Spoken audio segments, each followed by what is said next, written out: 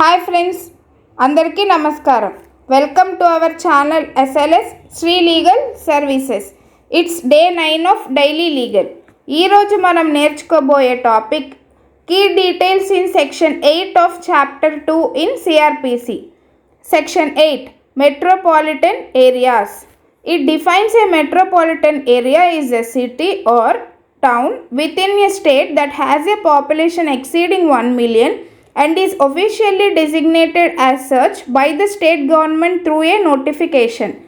అంటే రాష్ట్రంలో 1 మిలియన్ కంటే ఎక్కువ జనాభా ఉన్న నగరం లేదా పట్టణాన్ని రాష్ట్ర ప్రభుత్వం మెట్రోపాలిటన్ ప్రాంతంగా నోటిఫికేషన్ ద్వారా నియమిస్తుంది. Next, population threshold. The core criterion for designation is a population exceeding 1 million. అంటే 1 మిలియన్ కంటే ఎక్కువ జనాభా ఉంటే దాన్ని మెట్రోపాలిటన్ ప్రాంతంగా పరిగణించవచ్చు. Next, existing metropolitan areas.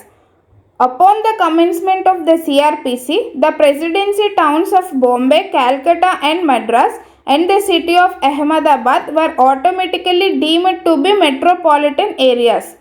అంటే సిఆర్పిసి అమలులోకి వచ్చిన తర్వాత బాంబే, కాల్కటా, మద్రాస్, అహ్మదాబాద్ ప్రెసిడెన్సీ పట్టణాలుగా పరిగణించబడ్డాయి. Next, flexibility in boundaries. The state government can modify the boundaries of a metropolitan area.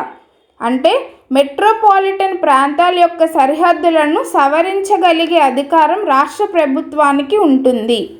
Next, significance, ప్రాముఖ్యత.